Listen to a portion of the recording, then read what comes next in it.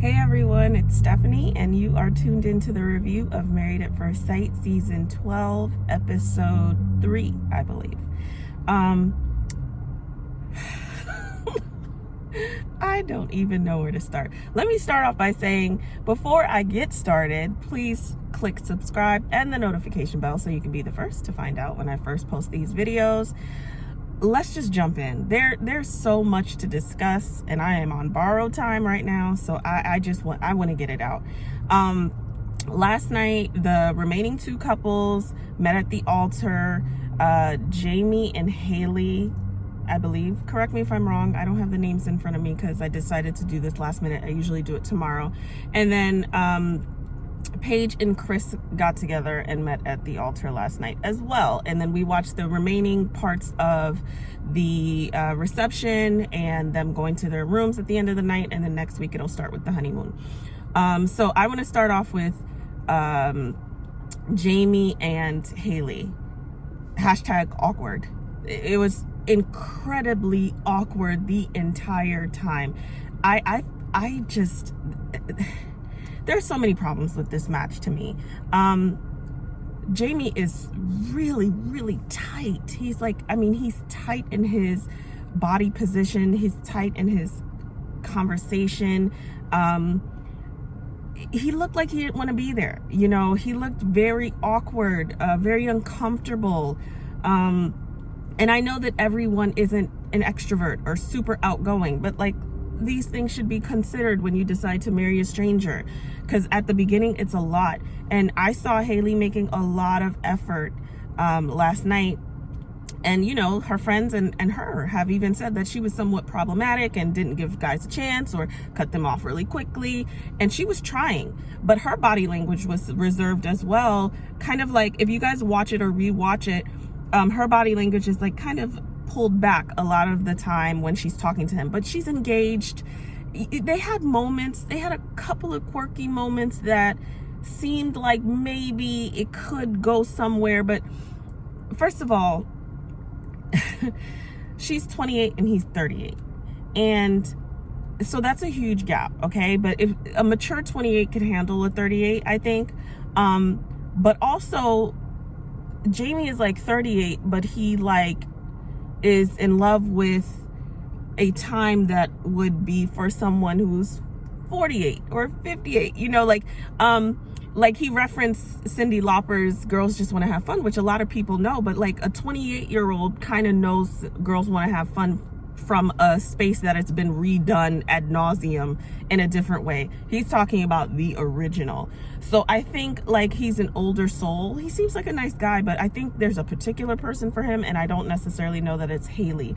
Haley is young, she's vibrant, she is adventurous, and he likes his little 70s home, and he likes what he likes, and that's a particular thing. It's kind of like Amelia and Bennett, you know, from last season. Like they were matched so well together because they were on the same page with all of their very unique interests and unique way of doing things. And I think that Haley is not going to be able to deal with a lot of his quirks. I think they might do okay together, but it was just so awkward to watch them. Like, I was having secondhand embarrassment the entire time to watch them. I don't know.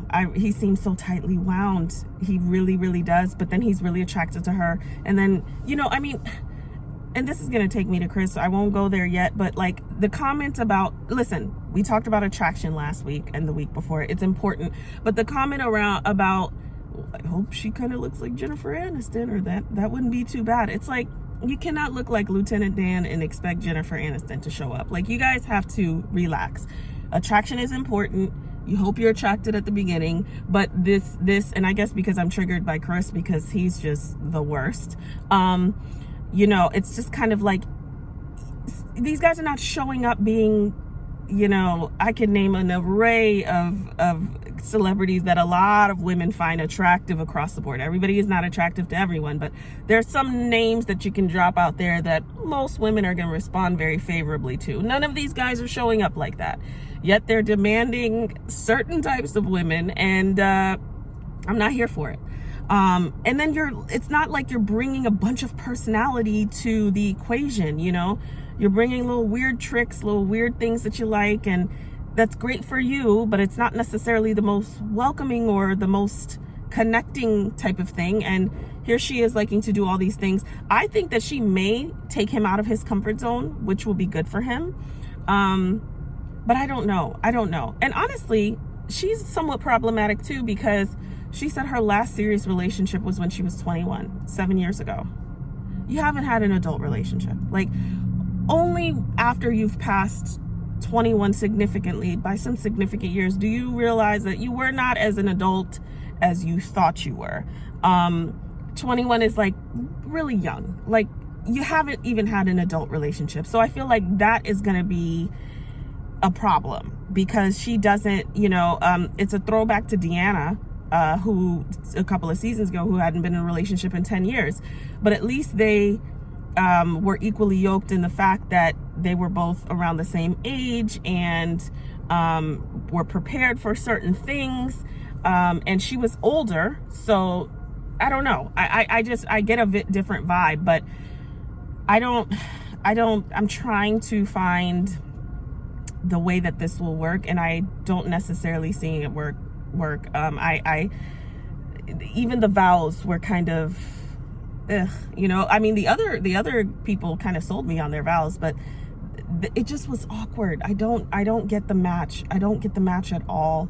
I don't see where the connectivity is for the two of them. I see such vast differences, and I'm assuming we'll see more of Jamie. But even with him talking to different family members, and that was his way of trying, he's talking about the same thing, the house. There's like nothing else going on. And she's talking about, I like to do this, and I like to do that, and I like to do this, and I like to do that. And it's just like a lot of vastly different energies. And are you going to be able to be settled enough? Like, you love to do all these things. You almost moved to Australia, all of these great things. And then you have not in your real adulthood, and you're still pretty young, but you've not in your real adulthood had any type of relationship that would force you to reevaluate or make concessions or be a little more settled. So this will be interesting to see the two of them, because I don't think they were matched well. And I don't, and even like when they went to bed, it was so creepy of him to not say much that was interesting, and much at all. He tried with her friends, but not say much during the whole thing, and be very tightly wound. And I know, because he was nervous, but then lay next to her waiting for a kiss. Like, and it's like, what? That wasn't smooth at all. Like, he should have just gone to bed. You could see how uncomfortable she was. It was not natural chemistry there at all. I don't know. Even the kiss at the altar, I don't really even know if that was wanted or how that ended up happening, but it did. So we shall see. There is, I don't have high hopes. Like I say, though, I always want to be proven wrong, because I do love, and there are some families and legacies that have been created from the show. But I'm also, I'm not a dreamer in the sense that, yeah, this will definitely work out if we're going based on facts and kind of like, why they were matched together. I based on what we're seeing right now, I'm not really excited about that. That is Haley and Jamie. So next we have Chris and Paige. Chris and Paige, that whole thing, my mouth was wide open. I almost wish we could like watch together so that we can see in real time how we're responding, or you at least can see how I'm responding, because I packaged it differently, a little less colorful, okay, when I get here. But my mouth was open last night. First of all, I'm not surprised that he's not attracted to her. Let's just go there. I knew that he was not going to be attracted to her. I even told my husband last week that I felt, because they ended it with him, and it kind of was like, oh, is he attracted to her? I don't know. I felt that Paige was not the type of girl, not the type of woman that he would go for. I didn't think he would find her attractive. And I feel like part of it has to do with an issue of colorism. okay? So for those in the Black community, you already know what that is. A lot of non people of color know what that is too, but slavery really did a number on us in you know, prioritizing those who were of fair skin, often mixed, obviously from rape and all of those things, being placed in certain places that darker skinned slaves could not be, and having this internal battle within the culture that continues to be a thing now. Team light skin, team dark skin, very ignorant, very rooted in self-hatred. And Chris gives me that. Chris gives me wanting maybe someone fair, or someone at least his complexion, and someone very heavily made up. And Atlanta is very known for being like super pretentious, and I love Atlanta, okay, but it is, you know, it's very known for being like, you can have the $1,000 millionaire there, okay? Super pretentious and very heavily made up. There's a big entertainment industry there, which is great, but a lot of times a lot of people fall into that. And just kind of like we talk about LA, and you're kind of like, oh, I already know the vibe of LA. It's very similar. And so he gives me that, and he gives me, if we recall, like maybe several seasons ago, where there was the guy named Tristan, and he was with Mia, and Tristan said she has to melt his butter, meaning she had to be a certain shade, a certain complexion, which wasn't really too much darker than a brown paper bag, in order to find her attractive. And it's just rooted in such ignorance and self-hatred. And it's not a preference thing, because I know people are going to say, well, if he prefers, it's not that. It's not that, because we all have preferences, and preferences are okay. But when you despise, or you cannot be with someone who maybe looks like you, I mean, red flag, or looks like your mother, maybe, red flag. And he's really, Chris is who he doesn't want. Chris does not want some opportunistic, money hungry, gold digger, but he is that. He is that. You attract what you are. Because the conversations that was had throughout that episode with Paige was about, and I'm going to jump all over the place because this is just how I'm going to do it. You know, does she like shoes and clothes, like luxury shoes and clothes? This is while they were going through their first dance. Does she like, there's something else that he asked that was very superficial when he was sharing. Let's circle back. Let's just circle back. And let me touch on the colorism issue too.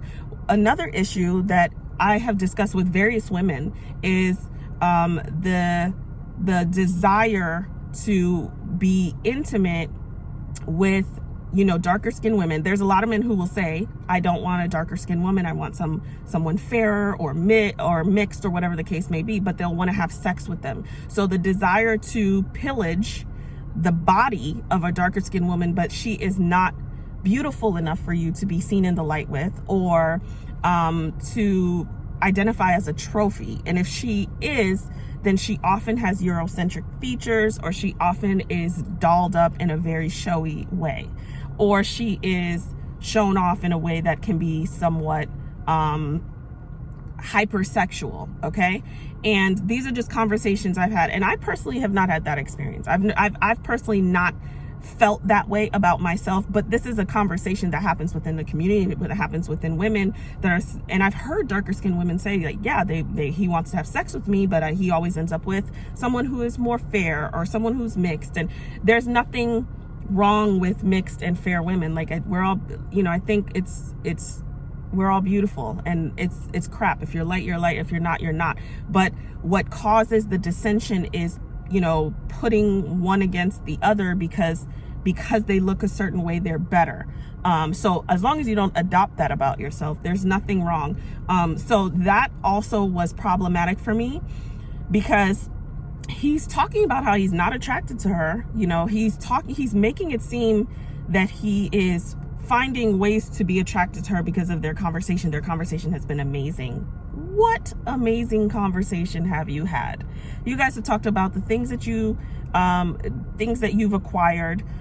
He's very arrogant, very egotistic. I'm telling you, if he lost his money, he would be no one. Not because he couldn't be, but because he really wraps his self-worth into what he has. Even their conversation about what he does. You know, you could say, I own a restaurant, or I'm an entrepreneur and I own XYZ. It was, I'm the first or the youngest blah, blah, blah in Atlanta.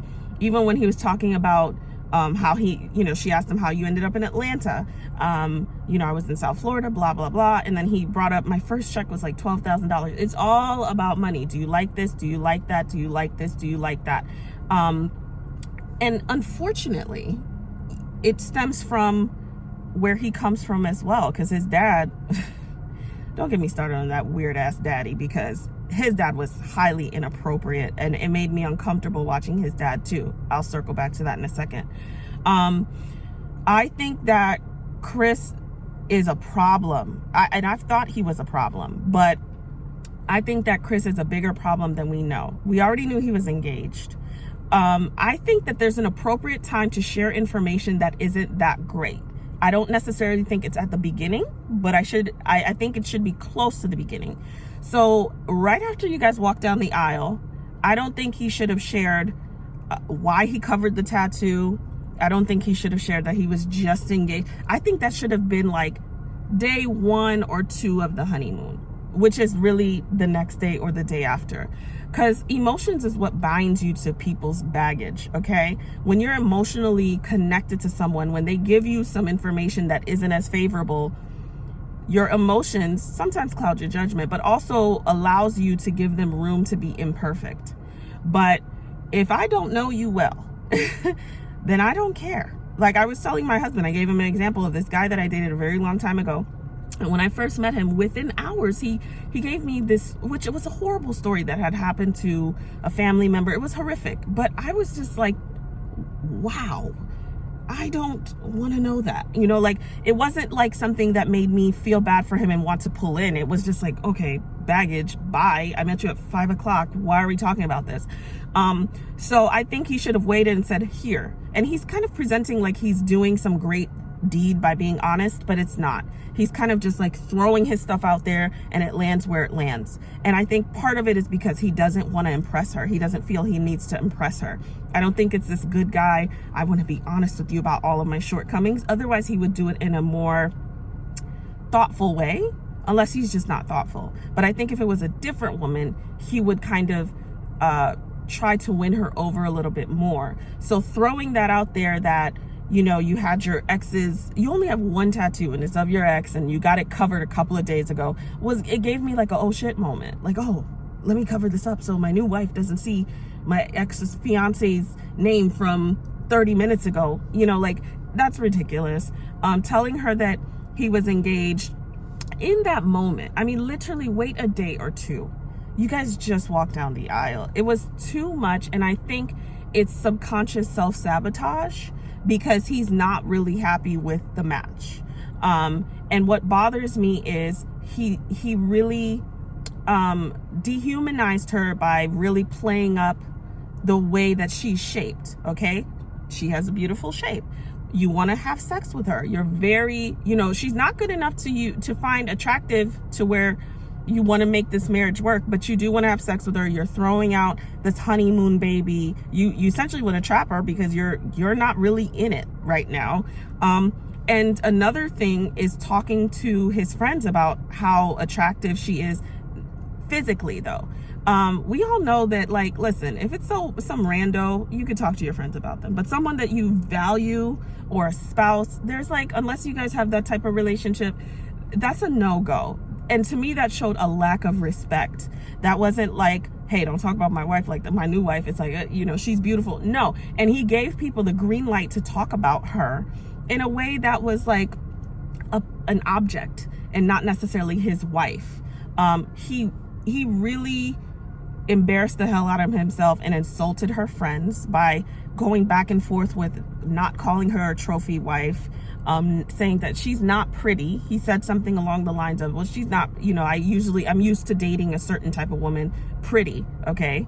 So he didn't say she's not pretty, but when you say that you're used to dating a certain type of woman and she's pretty, well, that means that what you have is the opposite. And I just think that all of that screams like he's on fire internally, because this is not what he wants. He wants to run. So let me self-sabotage and do all these things. He may not know that he's doing that, but that's what that reads to me. And she's lucky I wasn't one of her homegirls, because I don't know. I would have maybe not ruined that night, but I definitely would have been like, call me in the morning, okay? Because they are, I don't know who they thought they talked to, but saying that they kind of like him and he seems genuine. How? He's so superficial and inappropriate. The conversation at their table when they were eating, talking about if you have a high sex drive, talking about do you use contraceptive, all of these things that are like not appropriate for now. Things you'll have to discuss, of course, but these are the things that are coming up first. Once again, we are like digging for gold and running into concrete. Like there's no depth here. He's not deserving of Paige, honestly. And I feel really bad for her, because she's gonna get hurt. Moving on to his weird ass daddy, like so inappropriate. His dad is part of the reason why he is the way he is, if not all. I don't know about mom. Well, mom seems better, because mom said, hey, take your time, don't bring in kids just yet, get to know each other. Mom seemed like a normal, good person. Dad seemed like a creep. Dad was looking at daughter-in-law like, well, she's not really my daughter type of thing, you know? I think at one point he licked his lips. I was just completely disgusted. You can easily say, man, you lucked up. You have a beautiful wife there. But you should look at her like she's your child. Because that's what not only is she young enough to be your child, but she's now your son's wife. So really, you really should just look at her like she is your child. Because there's so many off-limit situations here that there's no, I just don't understand the energy. He gave just as much sexual energy as his son was giving, you know, and the conversation at the table was highly inappropriate. That's not your position to say, my son works a lot, she works a lot. So, you know, you heard mom give good advice. Don't let, you know, issues lag for a long time, which is great advice, because they can if you let them. You know, dad says that he's tired. He comes home really tired and he wants the touch of his wife. Not your place. And not just once a month. Like, that is so inappropriate. So it's basically like, well, and he said this, and he started it like he was really going to drop a jewel. Like, this is father-in-law, daughter-in-law. Like he was going to drop the master key to mastering marriage. And he basically was like, screw my son as much as he needs, which is so I literally was, you would have thought that I was having the conversation. That's how embarrassed I was for it. And I was just like, wow, lacking boundaries, lacking appropriate etiquette of conversation, way too comfortable. So God, if you start off this way, what are the family barbecues going to be like from now on, you know? And it fueled why Chris is the way he is, because he has his dad supporting that crap. And I don't really have high hopes. And I feel bad for her, because I think that, you know, I think that it's not going to work out. I really think that it's not going to work out. He's just way too superficial. He's inconsistent. He's way too superficial. He jumps the gun. He doesn't really think things out or thoroughly, because if you were engaged 5 minutes ago, and even getting a tattoo and then quickly covering it a couple of days before, he's impulsive. And really, the woman he was engaged to, I think he dated for like 3 or 4 months. And then it quickly fizzled out. Like, get to know thyself. That's what he needs to do. He needs to be on somebody's couch, getting to know thyself, or some experiential program where he has to figure out some things for himself. And he needs to be humble, because he used to say that, I think he said that he used to be arrogant, or I used to have a big ego. Used to. This must be opposite day. You still have a big ego. And some humility. Like, there was no idea or no thought that someone might not find him attractive. I don't find him attractive. Like, I don't think he's attractive at all. I think he's, if I saw him on the street, I wouldn't even give him a second glance. But he doesn't think that. And it's fine. Think highly of yourself. But when you're so arrogant and so superficial, it really makes it very easy for people to find what's not attractive about you. And even someone who is deemed attractive, or you find very attractive, the moment they start acting ugly, that's what you see. So I really feel bad for her, because she's put her heart and soul, and she, to me, I think she's doing this for the right reasons, but she wasn't worried at all. Last episode, it was the Holy Spirit, and she was whispering to the camera about how she's not worried and she's destined for this, and she should be worried, because there could be a Chris at the altar, and that's exactly what's there. I don't know. I really don't know. There's a lot of problematic things happening here, though, and it starts with self inadequacy of self, some form of self-hatred, and you're projecting it onto this person that you're meeting. And the one thing that he said that resonated with me was that, Paige is not the woman that he normally goes for, but she's probably the woman that he needs. If he can hold on to that and be a grown-up and mature and get over himself, and relinquish what he believes he should have, and this idea of this picture that clearly hasn't worked out, maybe. But I feel like who he is now isn't even deserving of her, because she's a little, immature, and like just gliding into this process thinking that everything's going to be perfect. But I do feel like her intentions are pure, and I don't think that he is. I think that, he was hoping for something else, and we'll see how he deals with not getting that. So that's Paige and Chris. The others, I don't want to go too in, because I talked about them last week. I will say this about Eric and Virginia. I really like Eric. I really do. And I want it to work for him, because this would be his second marriage. He seems to be mature, and genuine. He seems to have like a genuine spirit about him. Last night, because I was just at this point just looking for anything that could work, I was like, if Virginia, like, because he's a pilot and he's going to be gone a lot, Virginia might get to do both, to where she can party and go out because her husband's, working anyways.